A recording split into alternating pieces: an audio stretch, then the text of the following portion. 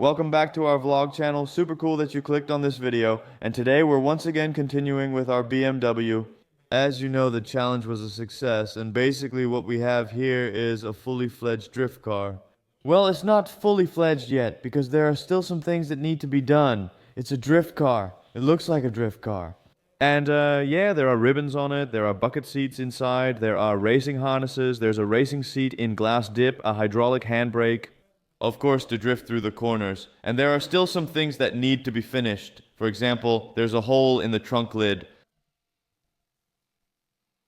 That's where the wiper motor used to be. We're definitely going to close that up. I'm not sure yet. Maybe I'll find a fitting cap in the workshop, or should I just cover it with a sticker? We'll figure it out, it'll be fine. Besides that, there are still a few things that need to be finished on the center console. The window switches, they're completely loose. I'll show you, look, as you can see here, let's take a look.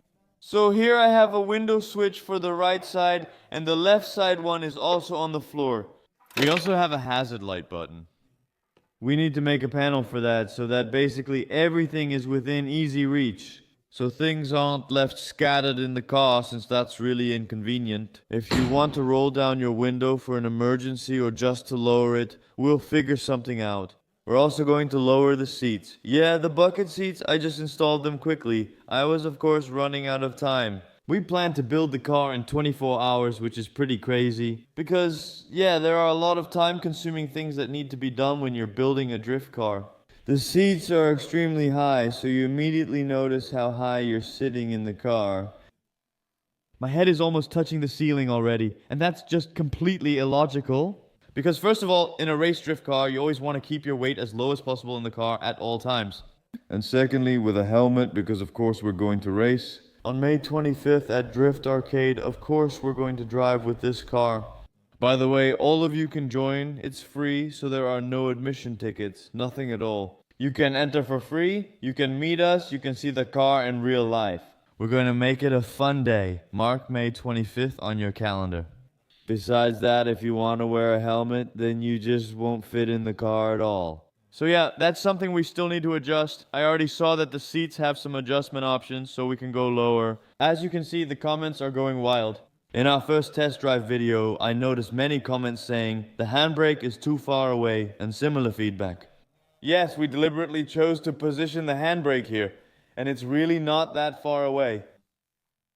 There was actually a GoPro hanging there. It was facing us. Yes, that GoPro, of course, has a fisheye lens, and that fisheye makes everything look very curved, so it seems like everything is much farther away. But in reality, it's only about 40 centimeters or so it's not that bad, guys. When you're drifting and shifting gears here, that hydro is just within arm's reach. Guys, there's just something about a race car, a drift car. We've made great progress in 24 hours, if I may say so. I'm proud of us. But there are still a few things left to finish.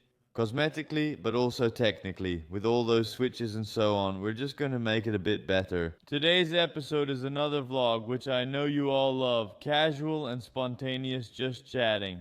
And you guys love it, so I'm just going to take you along. Yeah, in the process, I think it's useful that if we lower the seats first, then I'll definitely have a bit more room to sit. The steering wheel, yeah, the steering wheel can also go a bit lower. That's super nice. So lowering the seats and the fact that the steering wheel can also go down, that's super nice. I'm so excited to go drifting. We know the car drifts. We know it's good. So nothing can ruin our day. The 25th, yeah, I'm really looking forward to meeting you all there, of course. Yeah, we're actually going to lower the seats a notch. And from there, we'll go through everything point by point. Let's go. So if you want to lower a bucket seat, you just have 13mm bolts here. In our case, it can go down one more notch, and over there one more, two, or maybe two.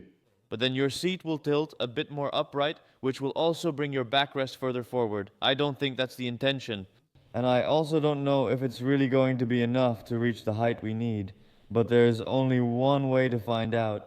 Lower it one notch and check if it fits. I hope it does. I don't want to take apart my seat frames or remove the rails. That's not what this car was built for. To put it together and then take it apart again. Yeah, I'm gonna put you on a tripod. And then I'm just gonna loosen the 13. Let's go and see. Honestly, I'm excited. For all I know, those seats might not go low enough. Then what? Then I can take it apart to remove those rails. That lower bracket is made specifically for the car itself. From there, you get the rails, which I find handy. They let you better adjust your seating position. Also, when getting in or out, yeah, I think it's really convenient to have those rails. I'm going to do it step by step. This one is loose. There are 4 bolts total. Here we go. 1 notch. On the other side as well, then lower the front a bit. 1 notch. Bada bing, bada boom. Alright, let's take a seat in the car. Oh yeah, this already feels much better. Yeah, I think this is going to work perfectly. Guys, fantastic news. Super nice. Oh yeah, this is great. Well, the other one can still go. And then we've checked off another checkbox. Check, check. Now that the seats have been lowered and the glove compartment has been installed, yes, you heard that right. The glove compartment has been installed. Because yes, as you know, we are YouTubers. We're always filming. It's also handy to have a spot in the car to store things. Yeah, we're constantly working on making the car lighter. And now we're adding something again, of course, with a glove compartment. It wasn't very heavy, but we already know that ourselves. That, for example, those bitumen mats that are spread all over the car at least serve as sound insulation. Those can also be taken out, but yeah, we're not going to remove them. We'll just leave them as they are. Maybe in the future, though. It's really a time-consuming job to remove all those sound dampening mats. I remember it was quite a struggle to get that loose. And I do see some things on YouTube about dry ice. That if you put that on it, it freezes, and then you can get it out really easily. But yeah, that's beside the point. We're not going to do anything with that now. And of course, we also still have some holes in the car. Look here, for example. Those are holes that still need to be closed up. Because on a day like this, it's constantly wet, the track is kept wet. You don't want moisture in the car, as it causes fogging and condensation on the windows. Smoke can also enter when you're drifting. Those are the remaining things to finish, and we'll handle them in this episode too. Before we do that, I'm going to focus on the center console. As I mentioned, the window controls are loose on both sides. And it seems useful to me that we make some kind of cover here. This was originally in the car. And it also seems useful to me if we just use this again. And then maybe just attach it like this in some way. The window switch clicks in securely and won't come loose. I can make some kind of plate for this where the hazard light button will go. We might need more switches later, so they can also attach to the plate. That seems logical to me. It's easy. Now I just need to figure out how to attach this here. What I came up with to make a plate for this is that I'm going to trace this completely with tape. It doesn't all have to be so difficult. Because we have the size, I can stick it onto a piece of cardboard.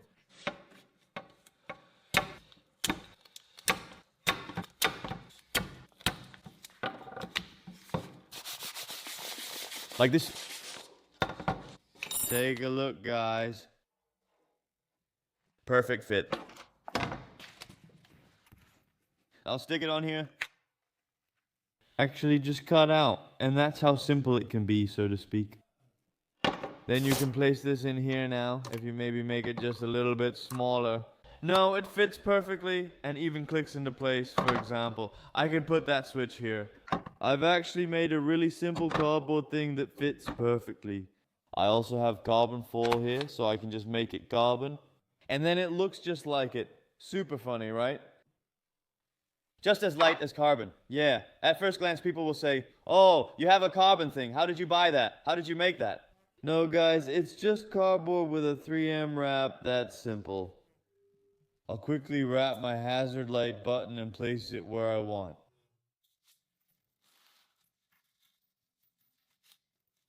Do you see that? And that's how simple it can be. Now I'm going to wrap my little piece of cardboard. It even stays clicked in, which is super nice. So I grab my wrap.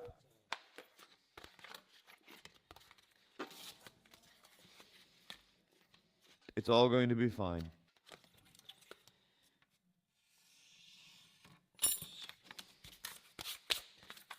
And then we're going to make a piece of cardboard carbon.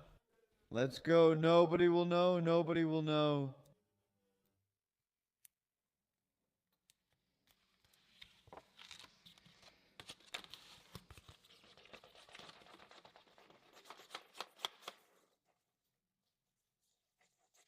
When I was actually working on the center console with the switch unit, someone suddenly knocked on the door. And Raraja, guys? Morning. Tom from your detail company, you know him from the Lambo and Ferrari. Those were some projects, including our BMW project. He says he saw the car in the vlog and he thinks, yeah, that could be a bit better. Yeah, we just need to give it a quick polish, then it'll look 10 times better. It's a drift car, so it doesn't need to be in showroom condition. We're not going to make it like new, just give it a quick touch-up. Exactly, just make it look nice. I also see that the mirror cover needs to be put back on. Yeah, that's not possible. We just need a drop of glue here.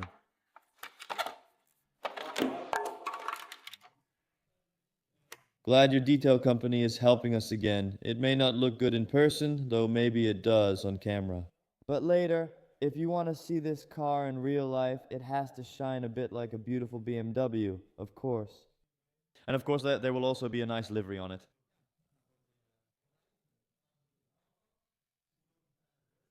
Let's see if we can polish that out. At least we know that a lot is possible with polishing. Well, except for getting dents out. But where that Ferrari came from and what happened to it, it's like night and day. Tom is just testing a spot. We don't need to polish two staffs. Just bringing back a bit of color and shine is enough for me. Take a look, guys. How nice. You have to see it.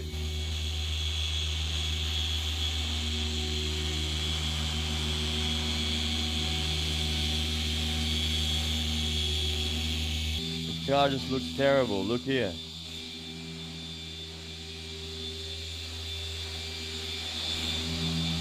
Well, soon it'll be a real gem, guys. He started immediately after coming in. I think it's time for coffee. Since he already polished a bit, Dan gets his coffee from me immediately. This is a really nice difference, man. Yeah? Oh yeah, sure, clearly. This is how it was. Scene, this is how it is. Yeah, this is enough for me already, you know? Yeah, man, this already shines a lot more, so that's great. The scratches are also coming out a bit.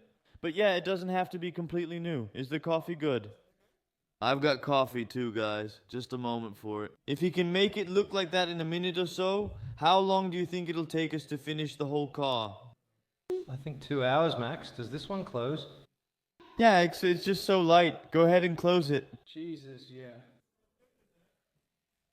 It's so light. Yeah, that's it. I have a small spot here that needs cleaning. Oh yeah, and the tow bar. Guys, you keep bringing it up. Why is there still a tow bar on a race car? Well, we have a fun content idea for that, so it will come off eventually. Don't worry about it. While I work on the center console, Tom has made good progress and finished half the hood. Notice the difference. It's obvious. This is dull while that really shines. That's already enough for us. This will pass when you feel it. It'll be fine. Nice job, buddy. Yeah, just do a quick pose or a casual pose. Yeah, of course. My center console is installed, if you can even call it that. It turned out really cool, even with that carbon on it like that, and I think the positioning is just great too. I also made a little support at the bottom. It's really solid, and yeah, Tom, what do you think? Good job, right? Yeah, it looks good, man. Yeah, right? Just for quick fabrication like this. Real carbon. Real carbon, cardboard, carbon. Yeah, what kind of things do they come up with? Cardboard with a C, right? No, but Tom is really doing such a good job here, guys, on the BMW. Just check out how this thing shines. And he just does that, you know. Yeah, it's getting better again. See? Palace polish everywhere. It was like this dull. Now look how it will be. At least it's going to shine again. Yes. Deep scratches remain, but it will shine again. Exactly. Look how it shines. Do you have another trick to make that black look nice and black again here, like a hairdryer or something? We still have your products in the cupboard since he always lets us leave with goodies. A bag or box full of stuff, so we have plenty of things from your detail. Do you have anything else for it? Yes, I do. Do I also have it here in the cupboard then? I think so, yes. Let's fix it quickly. Can we still do something about the front bumper? It looks like someone painted that themselves. Yeah, that's definitely a different color. Yeah, that's a different shade, but it also looks like it was sprayed with a spray can. Maybe we should clean this one too. And quickly clean that one too. Maybe just polish it up nicely. Yeah, I already said that if I make a donut, I end up losing it. We'll have to find another one for that. But hey, it's a budget build. Budget, budget, budget. Yeah, this is really going to be a beautiful car again. Yeah, guys, I'm being put to work again too. I also get to do some nice polishing. Just masking everything off here. And then, of course, I get the little polisher for the little rear end. The small polisher for the small rear end. I would apply a bit of pressure here.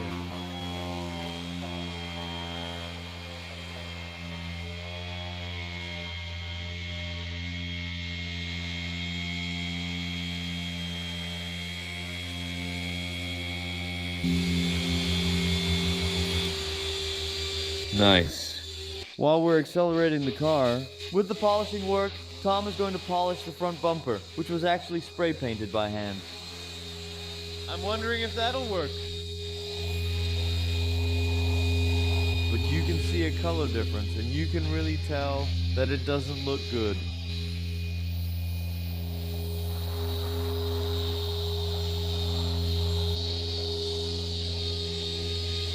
I'm curious, guys. The front bumper is shining nicely again. There's still a slight color difference, but at least it's shining. And I asked Tom, what can we do with the black mirror covers that have become a bit dull? So he started polishing again. And check this out, guys. The end result, wow, it's just Bumper Trim Restorer did its job. You know, it just works. This is how it was and how it turned out. Try this for a moment. And I'm just a little scared, you know, to actually use that car now. Of course, it's not super beautiful, but it really has become much nicer than it was. What if we hit a wall or someone bumps into us? Then you'll be upset again. You really put a lot of effort into finishing that car. Check this out. Look at this. Perfect. I gave this cover a clear coat because, yeah, the clear coat was gone. Tom told me, just spray it with clear coat, so I did. So yeah, you can still see the edge where it's peeling a bit, but it shines nicely again. So I'm going to glue it on later. Wow, look.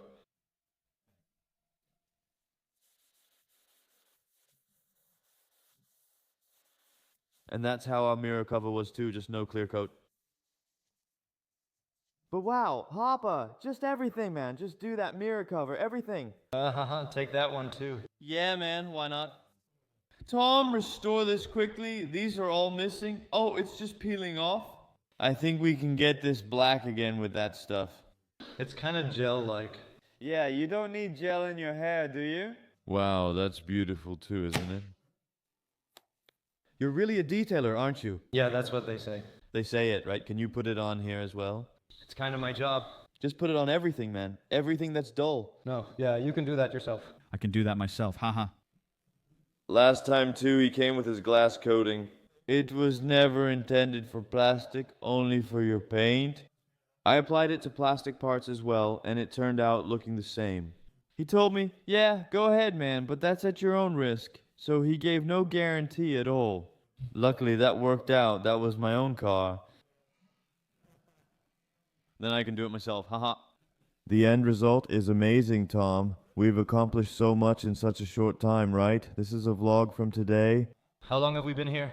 An hour and a half too? A couple hours. It was a simple step just like that, over it. You can still see some scratches, but the dullness is gone. It'll shine soon in all its glory. Thank you, Tom. Yeah, you're welcome. Hero. And I'm just gonna dot the I's because we're still missing a cap here. And like I said, on the inside as well.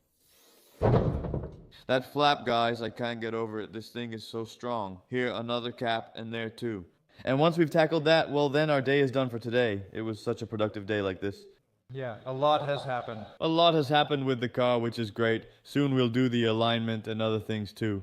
It's gonna be a top car. Today was very productive. There's a shiny E46 compact here that we saved from the scrapyard. Guys, it's nice and red again. The dullness is gone. Yeah, the scratches are still there though, really. Those deep scratches are still in it. This one has really become a lot nicer too, but as you can see, there are still some scratches in it. But yeah, that's not what Tom came for. I told him that too. We don't need to do a full detail. 2 stages of polishing. This was just a quick one-step polish to bring back the shine. The car will get stickers, so there will be twins. Television, vlogs, stickers on it. And for all the partners, sponsors, everyone will be on the car.